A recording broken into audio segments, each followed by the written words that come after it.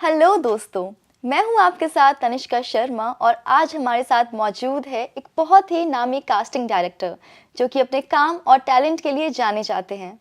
आज हमें मौका मिला है इनसे बात करने का और कास्टिंग के कुछ एस्पेक्ट्स जानने का, जिसकी वजह से एस्पायरिंग एक्टर्स को बहुत मदद मिलने वाली है। अभिषेक जी, आपका बहुत बहुत धन्यवाद हमारे साथ जुड़ने का और अपना कीमती समय निकालने का। Thank you, Taniska, for inviting me.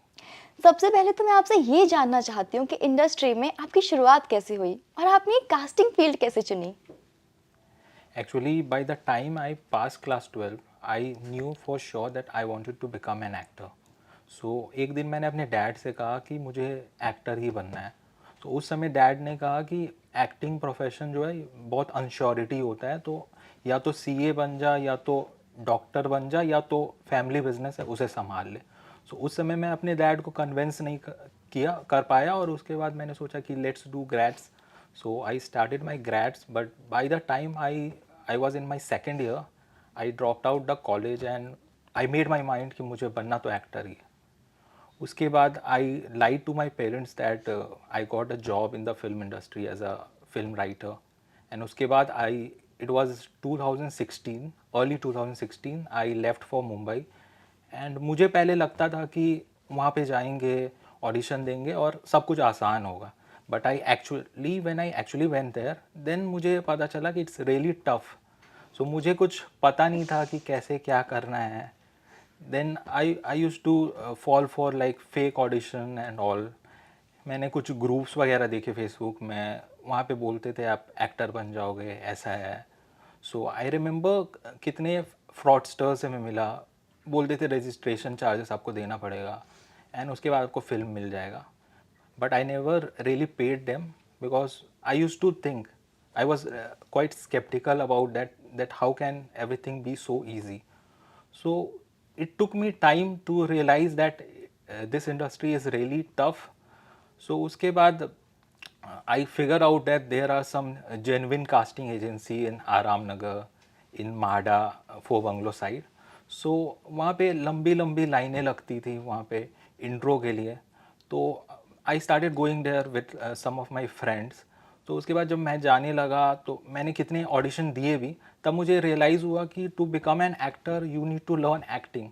It's not that easy, like just जैसे आपको डॉक्टर बनना है या कोई भी प्रोफेशन, तो उसके लिए आपको पढ़ाई करनी पड़ती है. तो उस समय मुझे रियलाइज़ हुआ कि मैं घर छोड़ा था, मैंने सोचा था कि आसान है, बट उतना आसान नहीं है. सो अब मैंने घर छोड़ दिया, पेरेंट्स से झूठ बोल दिया, पेरेंट्स से पैसे ले नहीं सकता.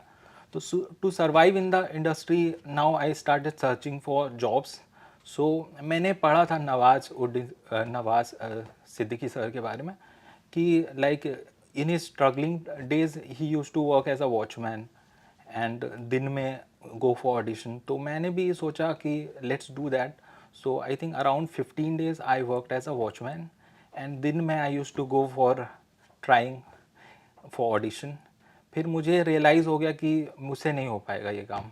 फिर I switch to multiple fields, like I worked in a call centre for around 3 months. उसके बाद मैंने नाइट शिफ्ट करता था और दिन में ऑडिशन के लिए जाता था. लेकिन फिर मुझे रियलाइज़ हुआ कि ज़्यादातर मैं मतलब दिन में, क्योंकि आई वॉज सो टायर्ड कि दिन भर मैं सोता ही रहता था और उतना प्रोडक्टिव हो नहीं पाता था. Then I switch to multiple fields, like I also sold policies for some time. और ऐसे करते करते 6 months हो गए. जॉब करता था, सेविंग करता था, and I use to find my way. Then one day in Prithvi cafe I was just sitting and chilling and thinking about my future. मैंने सोच लिया था कि जब तक कुछ करूँगा नहीं, घर तो जाना नहीं है. So one day I met a writer, he is a Bollywood writer, Aryan Shah.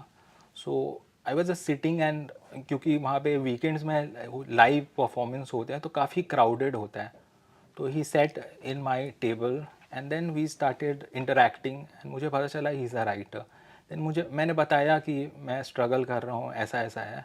तो उन्होंने कहा कि if you are interested in assisting me, तो मैंने बोला हाँ, why not. Then for around 6 months I assisted him. He is a notable winner for, अंग्रेजी में कहते हैं film, and we also did a Netflix project. उसके बाद after 6 months, like he introduce me to a producer, Nikhil Vedi. So उसके बाद उन्होंने introduce कराया. Then I switched to creative field. Like Veere Di Wedding was my first project as intern creative. उसके बाद I worked there and the producer was happy with my hard work. Then I worked for that production house for around 3 years and वहाँ पे मैंने multiple projects किए, TV show किए. Then I was associate creative head and वहाँ से मुझे casting में भी इंटरेस्ट आने लगा and that was my first show Shrimad Bhagavat.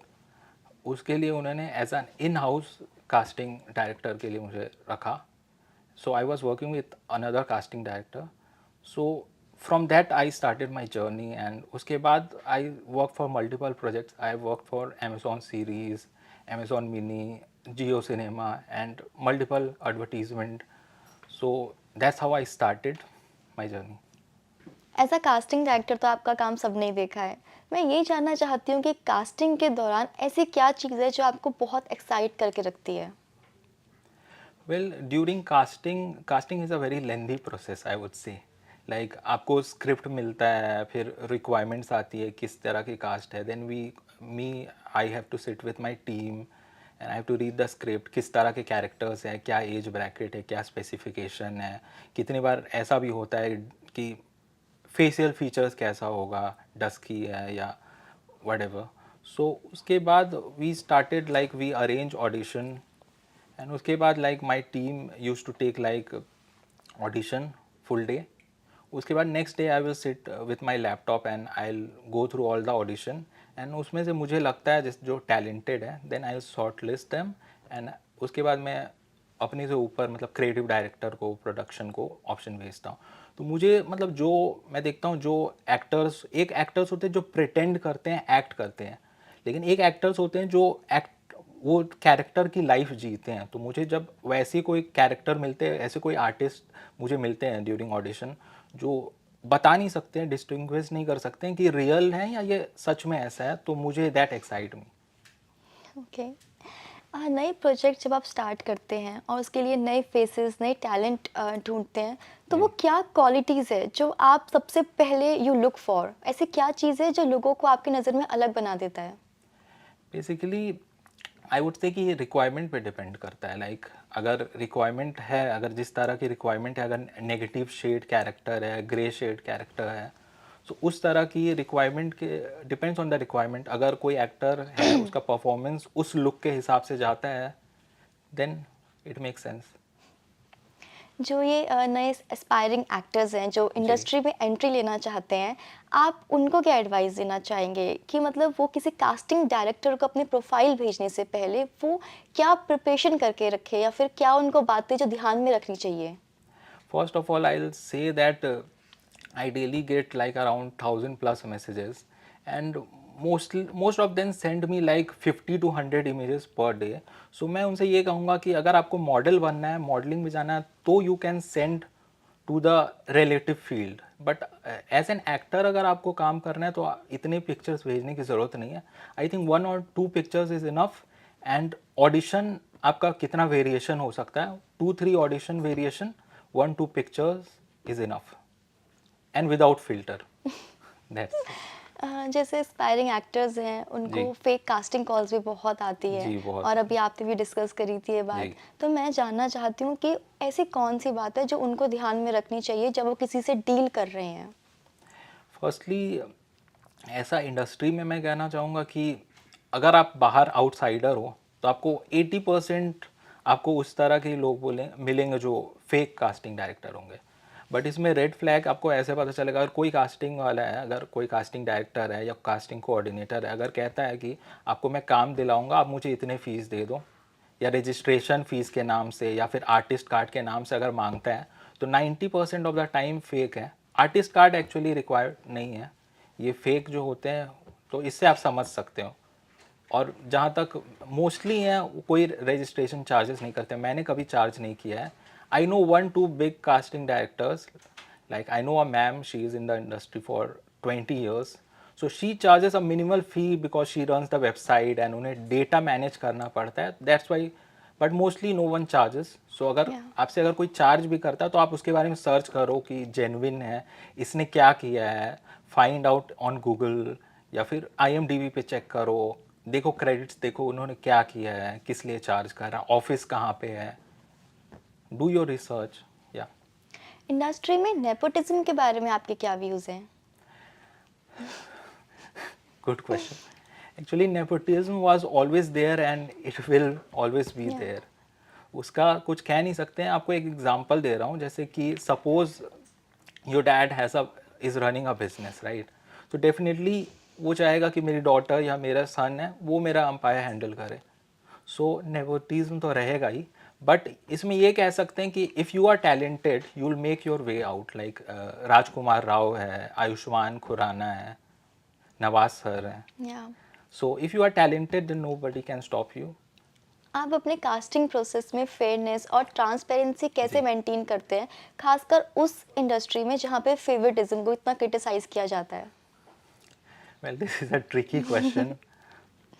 सी, अगर डिपेंड करता है, लाइक अगर कोई मूवी है सो एट द एंड वही होगा जो प्रोड्यूसर चाहते हैं, क्योंकि if someone is putting their money, so of course वो देखेंगे कि मुझे रिटर्न कैसे आएगा। सो बेसिकली इसलिए वो चाहते हैं कि थोड़े से पॉपुलर एक्टर्स हो जाएं जिन पे हम पैसे लगाएं।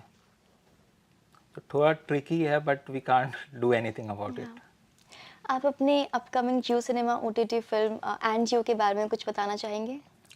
मैं कुछ रिवील तो नहीं करना चाहूँगा स्पॉइलर, बट हाँ थोड़ा अलग कंसेप्ट का मूवी है। इट वाज, ऑडियंस ऑडियंस इससे क्या एक्सपेक्ट कर सकती है? आपको थोड़ा अलग लगेगा। जैसे कि आपने एहसास को देखा है, she is a comic type Babli kind of girl, ज़्यादातर कॉमिक रोल करती है, बट इस तरह इसमें मतलब उनका परफॉर्मेंस काफ़ी अलग है। सो आप देख सकते हैं। कास्टिंग प्रोसेस के दौरान आपको ऐसे कौन से चैलेंजेस है जो फेस करने पड़ते हैं? Challenges usually most of the time तो कास्टिंग में ऐसा मुझे इशू नहीं होता है, क्योंकि there it's a lengthy process. But ऐसा अगर कोई कैरेक्टर हो गया, अगर कोई भी टीवी शो हो गया, वेब सीरीज़ हो गया, मूवी हो गया, अगर उसका लीड की कास्टिंग करना हो, जैसे मेन फेस, तो उस समय चैलेंजेस आता है। उस समय कितनी बार सेवरल मंथ्स भी लग जाते हैं to finalise them. At the end it's keep on going, मतलब करते रहते हैं।